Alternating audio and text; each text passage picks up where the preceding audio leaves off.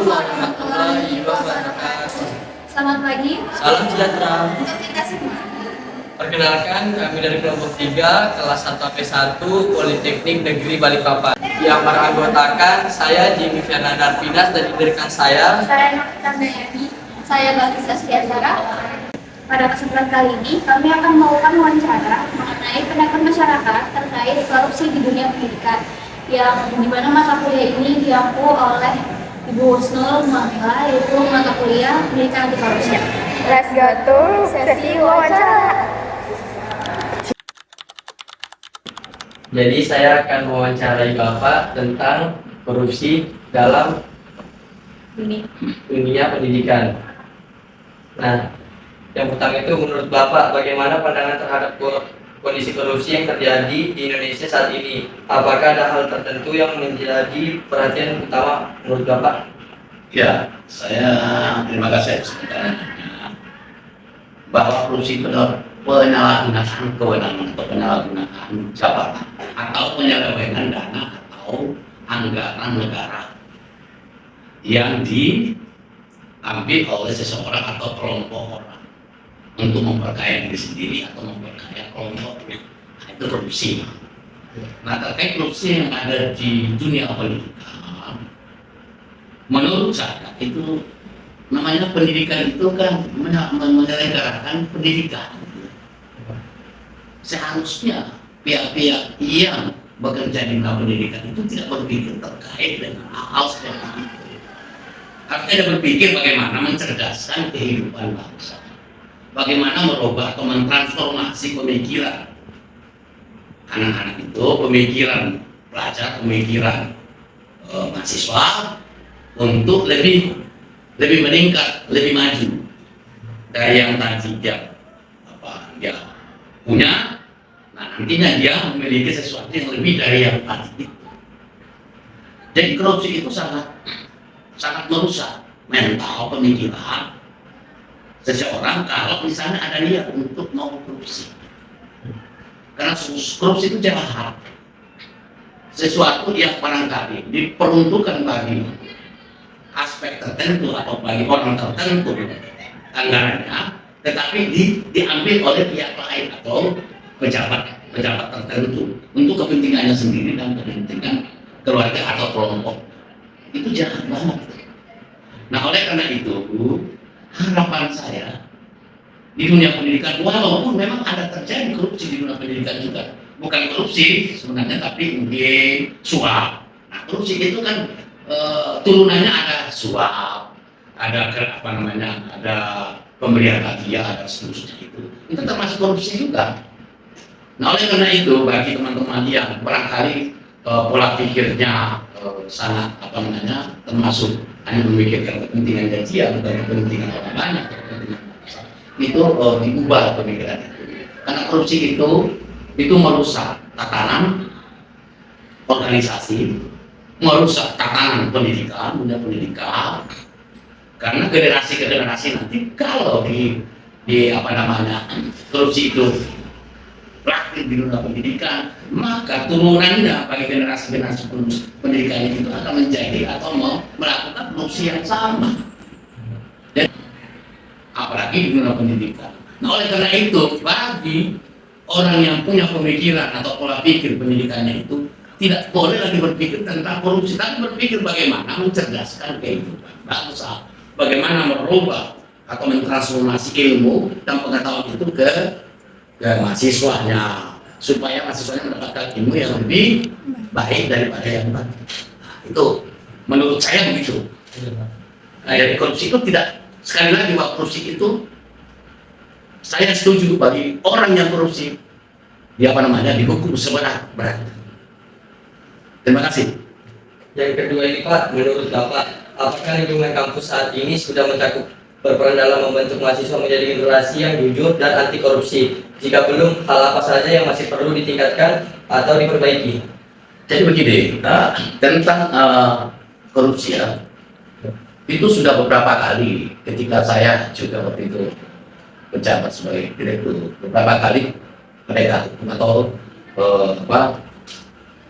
dunia hukum itu kita undang ke kampus. kampus untuk memberikan apa? Memberikan penyuluhan tentang hukum, tentang korupsi, memberikan apa namanya pengetahuan tentang korupsi. Bahkan dosen-dosen kita itu saya sudah katakan sama dia, bukan hanya dosen Pancasila dan kewarganegaraan, tapi dosen yang lain pun kita titipkan supaya mengajarkan apa namanya memberikan informasi tentang tidak baiknya yang namanya korupsi. Udah kita memberikan. Jadi pola pendidikan atau pengetahuan tentang korupsi itu kita sudah berikan ke mahasiswa.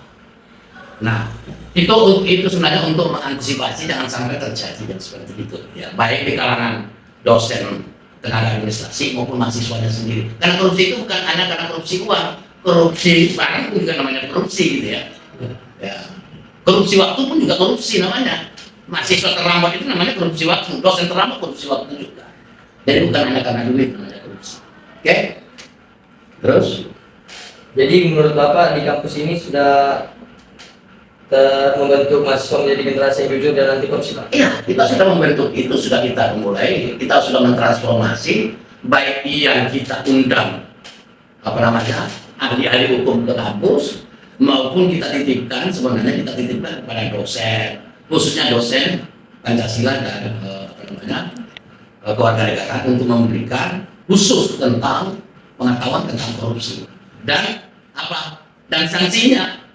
Ya, bukan hanya pengetahuan korupsi dan sanksi ketika orang korupsi, apa sanksinya? Kita sudah memberikan itu, kita sudah memberikan bekal. Nah, yang ketiga ini Pak, di era digital seperti sekarang, bentuk dan cara korupsi diperkirakan akan semakin dideteksi. Menurut Bapak, kemampuan atau nilai-nilai apa yang perlu dimiliki mahasiswa agar dapat menghindari perilaku korupsi di masa depan? Ya, semakin pengetahuan itu semakin maju, maka semakin maju pula lah teknologi itu ya.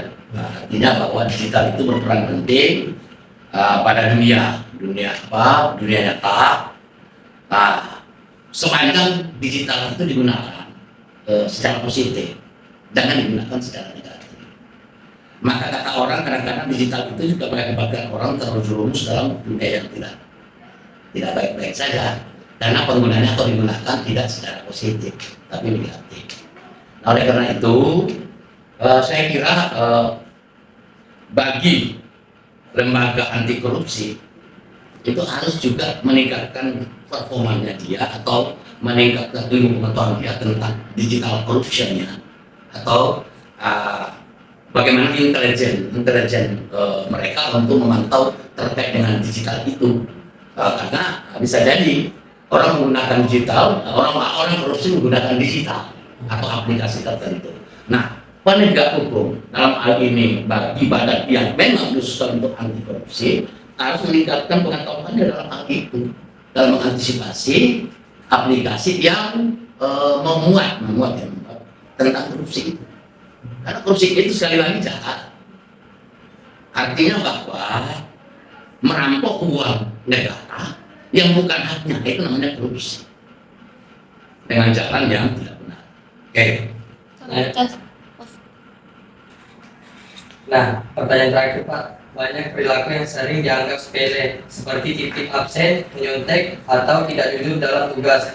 Padahal hal tersebut dapat menjadi awal dari tindakan yang tidak berintegritas. Apa pesan atau harapan Bapak kepada mahasiswa agar kebiasaan-kebiasaan tersebut dapat dihilangkan dan tidak menjadi budaya di lingkungan kampus ini? Nah, integritas itu dasarnya adalah kejujuran. Jadi dasar dari integritas itu adalah kejujuran, ya, etika, kejujuran. Maka oleh karena itu apa yang Anda sampaikan tadi pertanyaannya bagus sekali, bahwa banyak mahasiswa yang kadang-kadang sudah dijelaskan bahwa tidak boleh nyontek, tidak boleh buka catatan, tidak boleh. Makanya kalau ujian itu sering mengumpulkan HP supaya tidak melihat catatan tuh. Tetapi masih banyak juga yang korupsi tentang itu, yang nyeleweng tentang itu, yang melakukan tindakan-tindakan yang tidak bagus terkait dengan ujian, terkait dengan evaluasi dan seterusnya. Nah, itu yang barangkali nanti kita harus deteksi lagi lebih lanjut, lebih profesional, supaya tidak ada lagi yang satu anak mengandalkan nyontek, anak mengandalkan buka buku, ditegur katanya tidak padahal nyontek, ditegur katanya tidak padahal iya, kan gitu.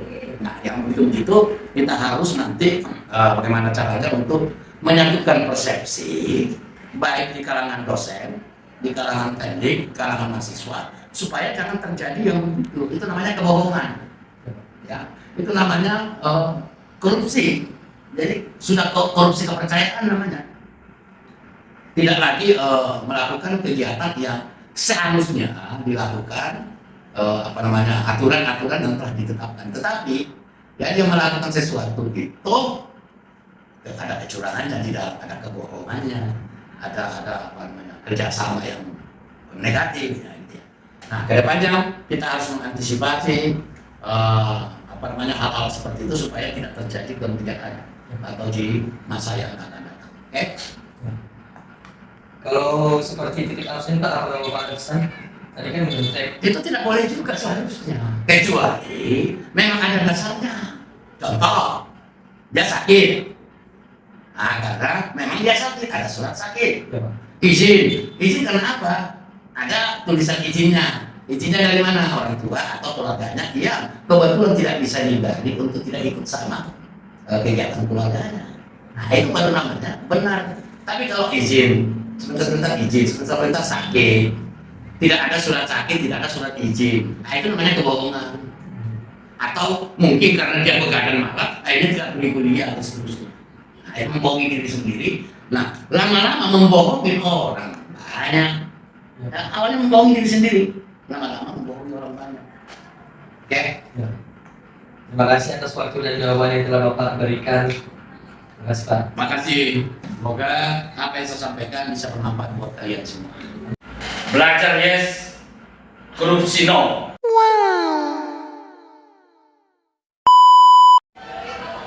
Halo semuanya, jadi pada video kali ini kami mengambil salah satu perilaku koruptif yaitu mencontek.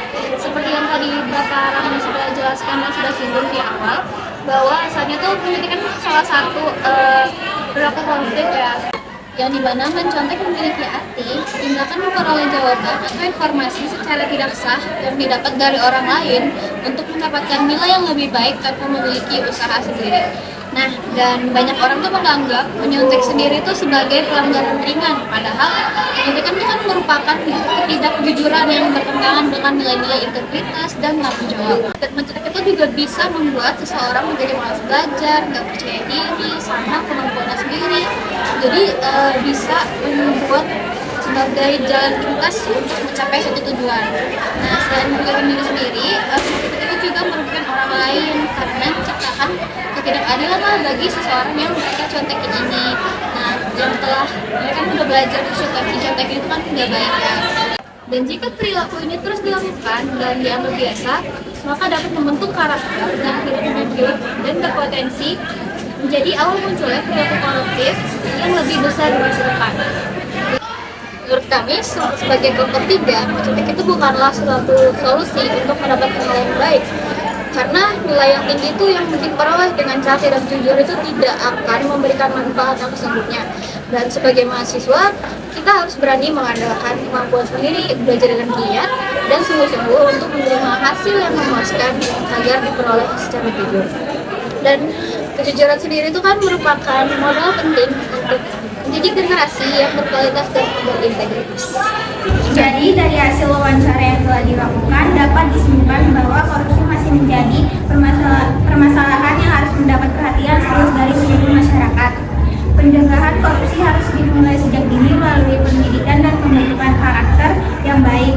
Mahasiswa sebagai generasi penerus bangsa harus membiasakan diri untuk bersikap jujur, disiplin, bertanggung jawab, dan menjunjung tinggi integritas. Tidak boleh menormalisasikan perilaku koruptif sekecil apapun, termasuk mencontek, ketik absen, dan plagiarisme, karena perilaku tersebut dapat menjadi awal munculnya tindakan korupsi yang lebih besar di masa depan.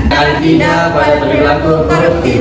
Terima kasih kepada narasumber yang telah bersedia meluangkan waktu untuk berbagi pendapat dan pengalaman. Terima kasih juga kepada seluruh penonton yang telah menyaksikan video ini. Mari bersama-sama menjadi generasi yang jujur, berintegritas, dan anti korupsi. Nah, kami juga mengajak teman-teman untuk melanjutkan pendidikan di Politeknik Negeri Balikpapan. Sekian dari kelompok 3. Wassalamualaikum warahmatullahi wabarakatuh.